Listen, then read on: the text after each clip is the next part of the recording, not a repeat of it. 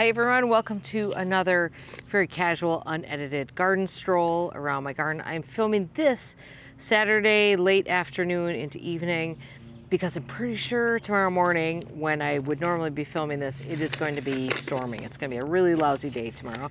And we're going to go on a garden stroll, but first I have two postcards that I want to share. I'm still doing the postcard project. I'm not getting a lot of postcards, but if you're just catching up with this, basically last year I started this thing where I asked people to send in postcards sharing what inspired them in a garden they visited, whether it be a famous garden or the garden down the street, so that we could share that inspiration with everyone, because that is really the best part about touring any other garden, is that you always leave inspired by something. I have never looked at a garden and not left inspired in some way. So this is from Jan, and Jan says, I just discovered one of the greatest gardens I have ever seen. You may have mentioned this place a while back, but I had to send you some photos so people can see this incredible treasure. It's a private garden called Sacanet, correct me if I'm pronouncing that wrong, located about a 45-minute scenic drive east of Newport, Rhode Island. It's very limited hours and you must make a timed reservation to visit. Unbelievably, this garden, I'm going to hold up some pictures for you while I talk too. Can you see those? There we go. Unbelievably, this garden is just over an acre, but once you get wonderfully lost among its many secret rooms, it's like a magical labyrinth.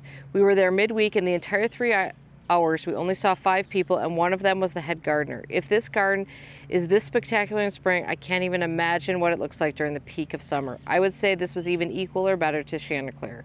I would have sent postcards, but they don't have any. This place is in the middle of nowhere with no gift shop, no maps, and just a porta potty. So make sure you pee in Newport before you drive over there. Thanks for doing these postcard videos. I love seeing them all. Thank you, Janet. So let me show you the photos here. And she's got some captions on the back here. Every turn in the path reveals another beautiful vista. And that is some serious hedge trimming going on there. Oh my God, these evergreens. This is called the Silver Garden, she says. Got these beautiful evergreens. Oh, your pictures are gorgeous, Jan. Another gate to a mysterious garden room. This next one, oh my gosh. I think I died and went to heaven when I discovered this beach passageway. Look, can you guys see that herringbone pathway? And then the beech trees are trained over the top of that pathway. Oh my gosh, amazing. Another exquisite room with all these tulips, and I think there's one more here. And this must be Jan. At the entrance, the gardens begins at the magical moss garden. Moss gardens are amazing and a ton of work, if you didn't know that. Jan, thank you for sending these. Oh my gosh, that garden looks amazing.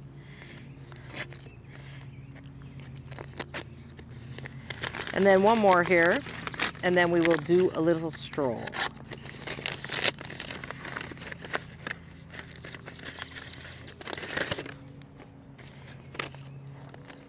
Merkeek Gardens, a Whitby Island treasure. So we're at Whitby Island on Muir Creek Lane in Washington. Hi Erin, Susan from the beautiful Pacific Northwest again. Susan has sent several postcards and letters in. Last year I sent you a postcard of our tulip fields here in the Skagit Valley. Skagit. We've been through this. Skagit Valley. Today, a fellow gardener friend and I headed to Whitby Island to visit this amazing garden full of blooming rhododendrons tucked away in a magical woodland wonderland. The perfect month for rhodies here. The shade-loving native ground covers throughout would make you and Roy Diblick delighted. So much beauty here this month. Come visit sometime, Susan. And this is the sort of a brochure from it. A peaceful woodland garden awaits. Experience a wooded wonderland filled with vibrant blooms, stately trees, hidden ponds, and enchanting wildlife. Admire a renowned collection of rhododendrons and azaleas and specimen trees. Visit today and enjoy 53 acres of plantings, trails, and panoramic views. So there you go, folks. Merkeek Gardens on Whitby Island. Looks amazing. Let's take a stroll. Thank you for sending those, both of you. And anyone else who wants to send them in, I love reading them. I think people really enjoy hearing about it. And we are gonna just start right here off the patio, since that's where I just sat down. The Purple Sensation alliums have, well, I was gonna say have started to bloom, but they're all blooming. If you notice how there are different colors of them, that's because Purple Sensation is a big time reseeder. So I think the darker ones were the original ones. I don't know what happens with the seeding, but they're all over the place.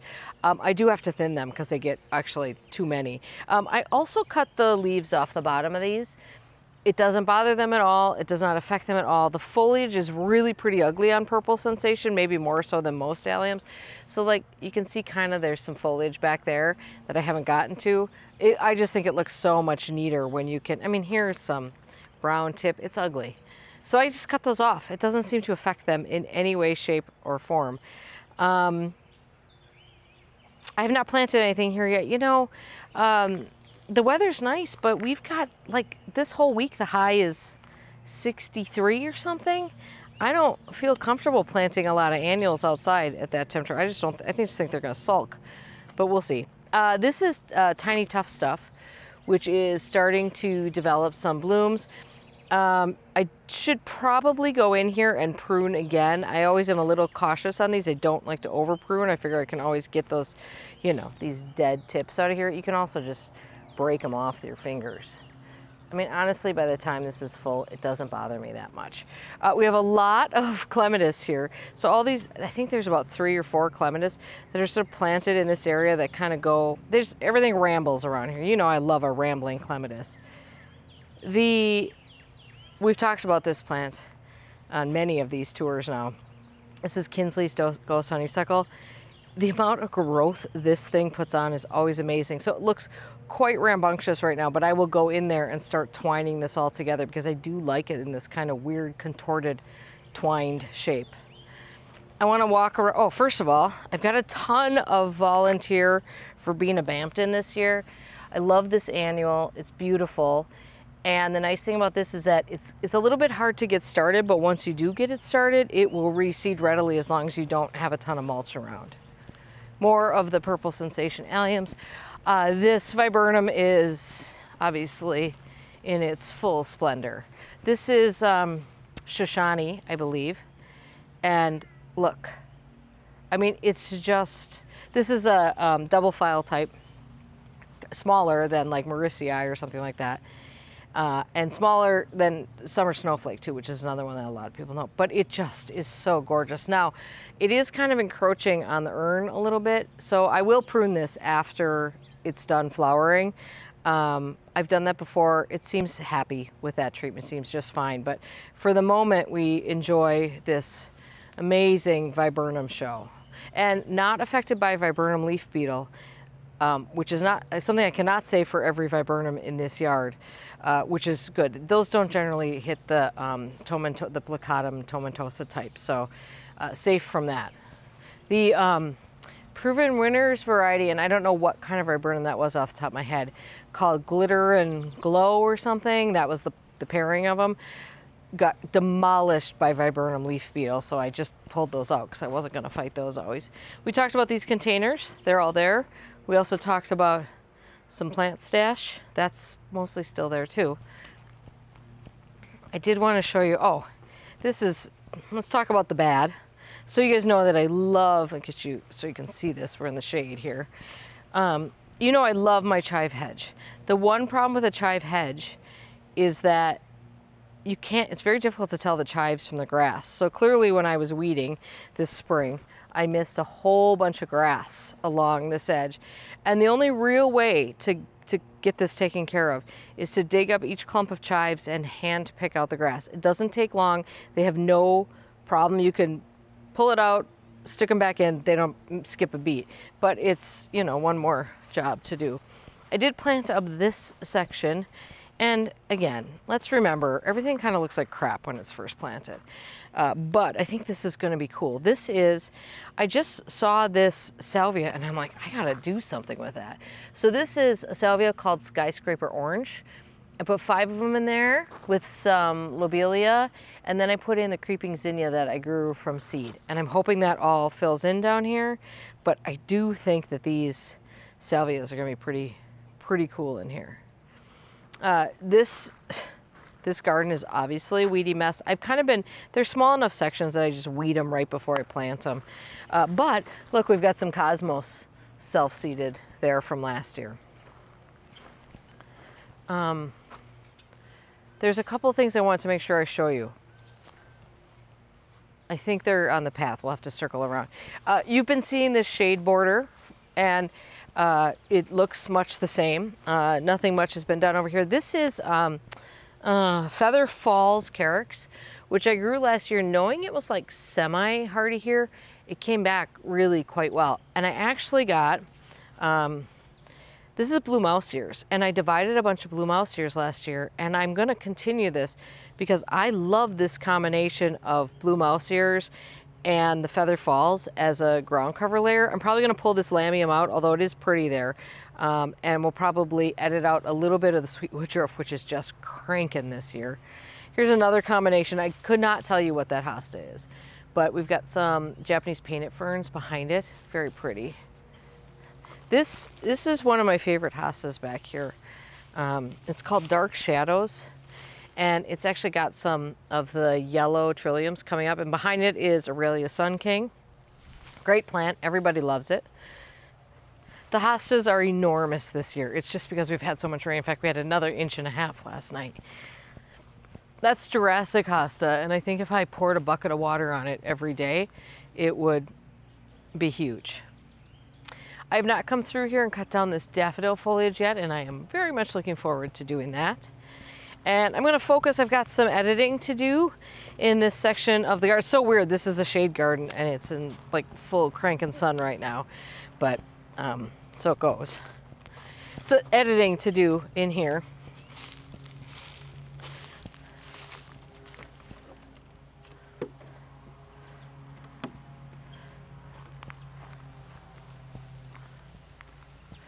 The lily of the valley is blooming, so I am picking a few bouquets because while I don't like lily of the valley, the flowers are beautiful. So I will still take those with me.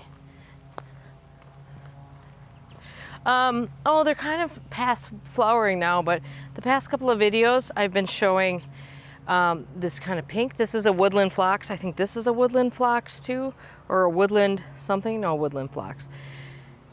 Which I kind of tuck over here. They seem happy and lovely, and boy, the Lamium is certainly happy.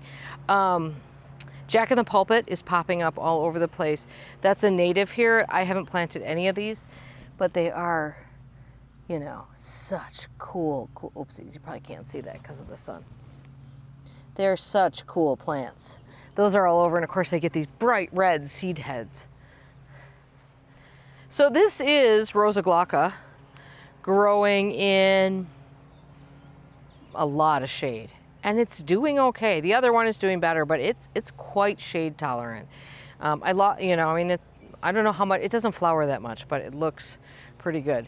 The sweet woodruff has never been happier, and I don't know if that's a blessing or a curse, to be honest, but no matter which way you look at it, this huge swath of these white frothy flowers is gorgeous. Now, of course, it's so happy, it does kind of choke out some other things sometimes, so I will have to go rescue some things in here, but it's pretty amazing. I've just never seen such a huge swath of it before. I don't think that last week we talked about the size of the Petasites japonica, so we're going to do that. Oh, there's been a new tree added in. This is Liquid Amber Slender Silhouette, which is a sweet gum. I fell in love with this tree when I saw it last year, planted actually out in Philadelphia, and then I found one at Home Depot for $99, which I thought was not a bad price, and I thought we got to try it. So we're trying it here, and if I like it, I would like, I mean, if it goes and grows okay, I would like to plant 2 more in here so we have a little trio of them, but I didn't want to go all in on that quite yet. So here is the Butterbur, Japanese Petasites japonicus. Oh, this is this like forest rhubarb that I have that I didn't plant, and it's insane, and it's flowering again, and I need to cut the flower up. But you guys, can you see the size of this stalk? I mean, I can't think that's gonna taste very good in a pie, but my gosh, I have eaten it before and it's fine, but not one that big. Anyway, these leaves are, again, I think very happy with the rain that we've had. Conservatively, well, more than 2 feet across. Absolutely, absolutely huge and cool. I mean, I'm really, really loving them. I did plant 2 hazels. We had a native plant sale. One of the organizations here had a native plant sale, and I bought 2 hazels. I'm looking forward to coppicing them, actually. And, you know, really anything we can grow in here, especially when I can add in a native, that's all good.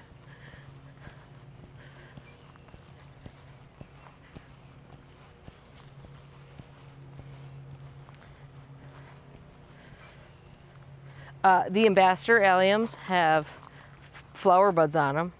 Pretty amazing since they usually flower like almost into July.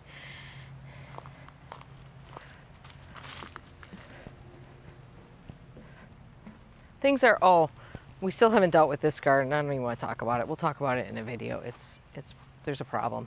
The phlox are, this is another garden that I think like just, you can see there's a lot of grass kind of popping up in here.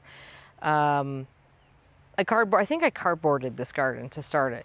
And I do think this is something you run into when you start a new garden with cardboard. You are gonna have grass that pops up in various places and you just have to stay on top of it. It's not that big of a deal. So last year I did a whole thing about how this viburnum, this is Viburnum mauricii plicatum, Viburnum plicatum mauricii, and it used to be 8 feet tall and gorgeous, and it's been dying off chunk by chunk. And last year I was gonna, you know, I talked to the viburnum guy and we're trying to figure out what it was, and I didn't do anything with it. I didn't cut it down. I was gonna. There is another chunk that's died here, but I am enjoying what's left of it. Let's hear. I do wish it was still as big as it used to be.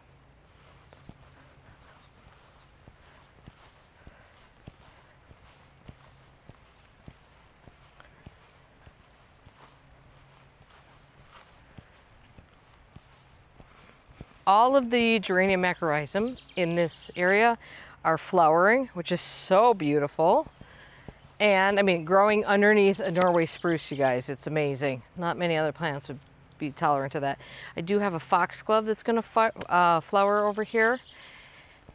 And if you think I haven't done anything, well, I haven't, because somebody else did this. This garden back here is amazingly cleaned up. And I'm gonna come in here. This whole area has been all so nicely cleaned up. So I'm gonna come in though and fill in a few of these gaps. That was done by Carol, and Carol is an amazing person who, oopsies, is an amazing person who has helped me in the garden for, I think, 3 years now, when she's able to. So this week she came in for, I think, 3 hours or so and took care of that. And she's a much better weeder than I am, so it works out well. Guernsey Cream is blooming. One of my, top 5 clematis all the time. First one to bloom for me. Here's a bloom that's just opening, which is just gorgeous. You can't go wrong with Guernsey Cream. I love it so much. And the tree peony over here is blooming. Some of it's also dying, which seems to happen on these tree peonies. Like entire sections seem to die off. This is a sanguisorba, so I've got 3 of these sanguisorbas there, and there that are planted in this area. I don't ever remember being quite so tall. The Nepeta here, this is an early bird, is going to bloom. And the Nepeta over here, I want to just show you this Nepeta over here. This is, I think, Junior Walker, which is like a shorter version of Walker's Low. It's split open. This is what Nepetas do sometimes, especially these taller varieties. It doesn't bother me. Don't look in the middle of it. Once this is done flowering, I will cut the whole thing back and it will reflush and rebloom for me at least once more this year. But don't let that bum me out. It's still a good plant. One more viburnum to show you over here. This is maybe Cupcake. Cupcake, maybe?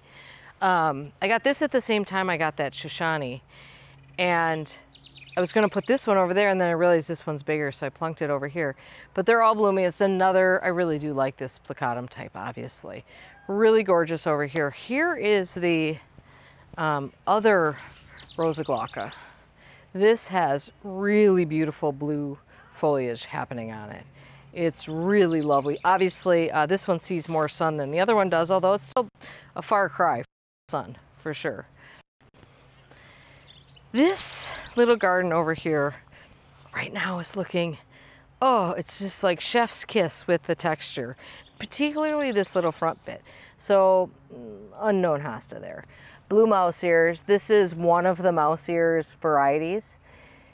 They just do a really nice job spreading. We've got Prince Charming Dwarf Solomon Seal under there, which is flowering, and I love when they're flowering. They're so pretty. Then we've got Autumn Frost hosta there, and we've got Hecla Cloa All Gold over here, and then we've got some, I think that's Chocolate Chip Ajuga there. So this whole, and this is all about foliage here. The only flowers here are on the Solomon Seal, and this is just, I mean, oh, and then this is curly allium, curly onion, bringing that blue foliage in here. So just a really happy thing happening there, with a very happy moonrise Acer Shirazawa in there. More really dark purple, purple sensation alliums here. And I think I showed you the Geums last week, maybe the week before too, but they're still blooming. I mean, that's what Geums do. They don't necessarily, in my experience, always rebloom, but when they do bloom, it's amazing. And they last a long time. Here's the hostas. Blue Angel? Blue Angel, or, the other one will come to me. I divided the one that was right here 2 years ago, and the divisions from that one are still not caught up, and there's this big hole here, so we'll have to plant something there. Somebody asked me maybe last week about what I do about leaf miners on my columbine. Well, the answer is nothing. So that's what happened here. Those little buggers just skeletonized this plant. It'll still flower. The blooms are obviously there at the top. It'll still do its thing. It's just that it's just a skeleton. Now, right next to it, we've got a lime green columbine. Could have been a seedling of that. Maybe it was its own thing. Untouched. Well, not untouched. I do see some nibbling, but not nearly the amount of damage from leaf miners. Here's some more columbine over here. Less. I mean, it doesn't bother me. I'm not going to worry about it. So I don't do anything about those bugs.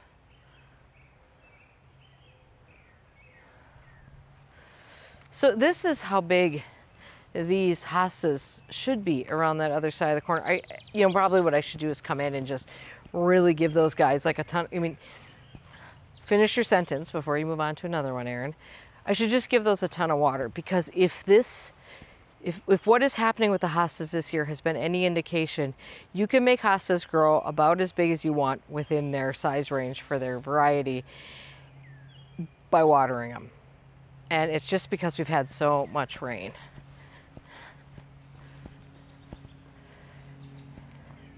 Oh, I wanted to come over here and show you this. This is Cornus Cusa rosy teacups. And so the flowers and the bracts are just starting to open. And you can see, I think, let's see if you can see, because the sun is a challenge here. Hopefully you can see all these. So these are the little, I mean, this is the bracts and the flowers on the inside, but we generally just call them the flowers. But you can see how many are on there. And over the next couple of weeks, these will get bigger and bigger and bigger and brighter, and this whole thing will be covered in pink flowers. And it's a real triumph here. This is beautiful. I love this tree. It's just really lovely. I see a couple other things happening over here, so we can talk about those. Some irises are going to bloom here, and the phlomis has flowers on it, and that's going to bloom soon. So that's going to be fun. So things are happening. Things are definitely happening, whether I'm ready for it or not. And really, it's whatever. You know, things start getting bigger, covers up a multitude of sins. Isla Gold Tansy is still looking pretty good down here.